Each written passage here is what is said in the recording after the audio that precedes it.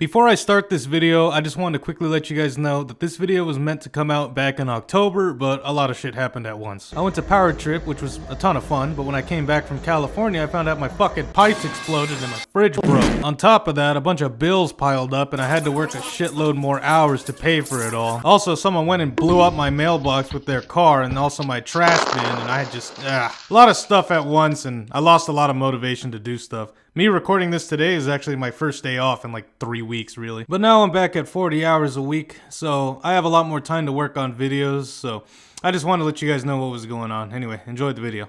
There is no genre of game that I love more than survival horror. In it being October, I now have every excuse in the world to play all my favorite horror games again. And in the wake of Resident Evil 4's kick-ass remake, there's been one game that's been on my mind from the moment I finished it. A game that for me personally has not been topped by anything that's been released since. And that game is The Evil Within. What? Shit, I remember when this game was first announced, fucking, what, 10 years ago? I was like 13 or 14 years old watching E3, and then out of nowhere, Shinji Mikami shows up, kicks the door down at E3 2013, and drops his fucking dick on the table. Now, I'm pretty sure the main reason why The Evil Within didn't really take off when it first came out is because of really poor marketing. The trailers weren't bad, but they made the game seem like it was going to be one of those shit-your-pants horror games like Outlast. It was vastly different from what was popular at the time in terms of horror. On top of that, Alien Isolation came out less than a week before it, so it got overlooked by a lot of people. But that's why I'm here today to tell you why you are a very, very naughty boy for not playing this game, because it kicks some fucking ass. I'll tell you why I like it and a lot of things I don't like about it. But before I get ahead of myself, let me take a quick 2 minutes to explain this game's plot. If you don't give a fuck, skip ahead. The whole game takes place inside what is essentially the horror matrix. The stem is a machine that allows the consciousness of multiple people to be connected into a single mental world. The stem then uses a single person as a core to basically host the world. The world is then made up of this core's personality and memories and how they perceive the world. Unfortunately for everyone in this game, the core is this horribly traumatized and mentally ill psychopath. And that would be our antagonist, 𝑬𝑽𝑰𝑳, who initially built the machine so that he could live happily ever after with his comatose sister. However, due to 𝑬𝑽𝑰𝑳 being completely insane in the membrane means that his La La Land got turned into the 7th circle of hell. A hell that he is basically stuck in forever because the investors of this project of his murdered his ass, removed his brain, and attached it to the stem pretty much permanently. And that's where our protagonist, Detective Sebastian Castellanos, comes in. A hard-boiled man whose life is filled to the brim with loss and tragedy. At the start of the game, Sebastian is on his way to respond to a call about multiple homicides at Beacon Mental Hospital, the location of the stem. However, unbeknownst to Sebastian, and what I'm assuming is anyone within a 10-mile radius of the asylum, was pulled into the stem via radio waves, kinda like Outlast 2. While shooting his way through the nightmares of STEM, Sebastian starts to piece together what the hell's going on and what 𝑬𝑽𝑰𝑳's intentions are. You see, 𝑬𝑽𝑰𝑳 doesn't have a physical body anymore because he kinda died, so he needs to steal someone else's body to get out. That's where Leslie Withers comes in. This poor kid is mentally crippled by PTSD, and as a result has very similar brainwaves to 𝑬𝑽𝑰𝑳. This would allow 𝑬𝑽𝑰𝑳 to then overtake Leslie's consciousness, leave the stem back into the real world, and then continue his work. So it's up to us, Sebastian Castellanos, to stop this from happening and get the hell out of the stem. There is a lot more to it than that, but that's all you really need to know. The story isn't bad, it's not amazing either, but it's made worse by the fact that it's not really told very well, so a lot of people probably won't know what the hell is going on. Now, despite the serious tone, this game's gameplay is extremely goofy. Rule number 1 about The Evil Within is that it doesn't fuck around. It is goddamn difficult and will use every dirty trick in the book to horrifically murder your ass. I have a strong feeling that while Shinji Mikami was talking to the level design guys, he probably told them something along the lines of, このゲームは簡単すぎるようです。どうして我々はプレイヤーに対して嫌なやつになれるんだろう。 I don't think I pressed the right thing. I thought he dropped one. What the hell? The fuck you doing up there? What? Wait, so does that mean I can't shoot my guns? Dude! Who put that bullshit there? Sweet. Sweet. Oh, that's fucked up! What The Evil Within lacks in storytelling and horror, it more than makes up for it in really, really fun gameplay. The Evil Within is a masochist's wet dream. It's as if you took Resident Evil 4, Silent Hill 2, and fucking Cat Mario and threw it into a blender. Add a heaping tablespoon of jank and you got the perfect nostalgic horror game. For a lot of people, they would see that as an outdated piece of shit, but for me personally, it gave the game a ton of charm and personality. And since we're already loosely on the topic, let's move over to gameplay. As you've probably figured out by now, this is basically Resident Evil, except you don't have the acrobatics of Leon or the brute strength of Chris. Now just like in Resident Evil, we're equipped with a pistol, a shotgun, a sniper, a high caliber revolver, and grenades. However, where the evil within finds its own identity is with the inclusion of the agony crossbow and matches. This, in combination with the ability to turn the tables on enemy traps, gives the evil within its own dynamic feel to its combat. As comical as it is to light an enemy ablaze with a single match as if they were covered in napalm, matches are vital to getting you out of a pinch when you're low on ammo or if you want to save it. The agony crossbow doubles as a mine thrower, and as a result is the most overpowered shit in the game.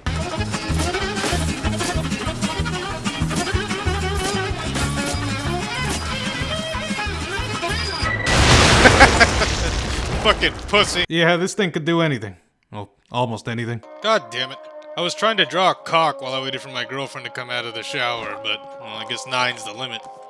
Oh well. The gameplay is a ton of fun, and the traps are fucking annoying. In a good way. Kinda like how your wife drives you insane every day, but you still love her. But let me tell you what's really fucking annoying, and not in a good way. Ammo. Now, ammo in this game isn't really that scarce at all. However, you just can't carry any of it because Sebastian's apparently wearing girl pants. It is so fucking frustrating to have to leave ammo behind because you can't carry any of it. And because in the beginning of the game, your weapons all suck dick, so you're not going to be thinking about capacity, you're going to be thinking about damage and crit chance, only for it to come back and bite you in the ass later. This actually pissed me off so much that I actually made a demonstration video as to why it's stupid and sent it to my girlfriend while she was at work. So, at the start of the game, he can only carry 10 bullets. Well, I know that the 1917 shoots 45 auto. This is a 9mm, so let's just add an extra 2. 12 9mm. Alright, I'd probably have space for another 50. Alright, 5 308s. It's not quite 30-03, which is what the 1903 shoots, or 30-06. So again, let's add another 2. Let's put it in my other pocket. Again, I could probably carry all of these in another box. What about shotgun shells? You can only carry 4. Let's put these in my ass pocket. In that pocket alone, I could probably put another 6. No, I could probably put more than that, but I don't have any more at the moment. What the fuck? I already know some of you are gonna say, Tiki, but it's just a video game. Why are you getting so mad? Shut up, man. It's my video. I'm allowed to bitch about it. Another thing, there isn't very much enemy variety in the game. I mean, you fight the same zombie guys throughout the entire game. Sometimes they have guns or masks that can't be shot. And every now and then they'll toss a mini-boss in there, but for the most part, it's the same enemies from start to finish that get harder and harder. Also, Sebastian must be smoking 10 packs a day, because if you sprint for 10 seconds, he has to stop and cough his fucking lungs out while an enemy comes and has his way with you. There's also stealth in the game, but you move so slowly while you're crouched that you will never use it past the first 2 chapters in the game. And all that's a little annoying, but it ain't too bad. But if there's one thing that annoyed me way more than it should have, Joseph. Roll the clip. Attaboy, leave him away from me. Do you have any birthday? None that you could have. Alright, what the fuck's going on? Okay, I'll handle this. I got this. Alright, Joseph, get the fuck out of the way! Fuck! You hold them off. I'm fucking trying, dude! God fuck! Joseph, the situation is fucking dire! God damn it, Joseph! Joseph! You fucking suck at. Thank fuck. No! Oh Jesus! If that killed me, I would have fucking. Did he just fucking die? Are you fuck? Let's be careful. It could be full of them. Shut the fuck up! Oh, I thought that'd kill both of them. Well, sorry, Joseph. I tried. Tough shit, buddy. That should have been the fucking secret happy ending. Joseph is fucking useless, and every single cutscene with him in it is just him crying about how much he wants to sell forever sleep. I mean, yeah, it's understandable, we're in hell pretty much, but he's not written well enough, and the line delivery in this game is not good enough for me to care about anything that comes out of his mouth. Imagine if you had that urge for a minute straight. Within 2 minutes. Stop fucking crying, bitch! Where? By the way, I'm not trying to poke fun at depression, okay? It's just Joseph. Anyway, that's enough of me complaining about all the things I don't like about The Evil Within. Let's talk about my favorite thing about The Evil Within. Absolutely, without a doubt, my favorite thing about The Evil Within are the motherfucking boss battles. Pick the wrong house, fool! Oh, hell no!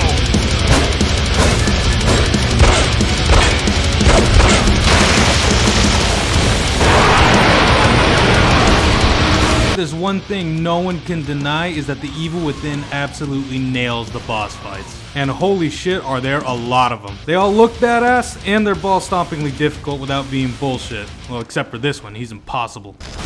No. Oh my god. What? What? Fuck you and your one-shotting bullshit, dude. Fuck! Made my voice crack. This is all complemented really well by the huge variety of set pieces you find yourself in. The Evil Within has got every flavor of Resident Evil you can think of. You got the creepy village, the insane asylum, a dilapidated factory, a medieval graveyard, Jigsaw's warehouse, an ancient dungeon, destroyed and flooded city streets, a subway system, and straight up nightmare fuel that can't really be described. They've even got the mansion. I mean, do you need any more proof that Shinji Mikami was behind this? Each area's got its own style of traps, methods of traversal, and are a great setup for the boss at the end of it. Tango Gameworks knocked it out of the park when it comes to the atmosphere. No matter how normal or ordinary a place might seem, there's just something really off about it. Outside of the safe rooms, I did not feel safe. The only thing that really keeps this game from being scary is the fact that I'm packing heat at all times. However, this game still manages to be stressful because one little mistake and you get bodied, which some would argue was actually scarier. And I think this is where the huge divisiveness of The Evil Within really comes in. Some people are only scared by jump scares, while others are only scared by their own shitty resource management. Out of ammo.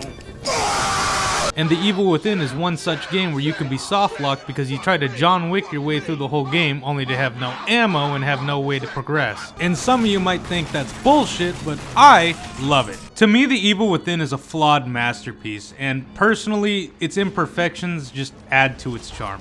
And maybe it's just copium I'm snorting, but I love the game, and you can't change my mind.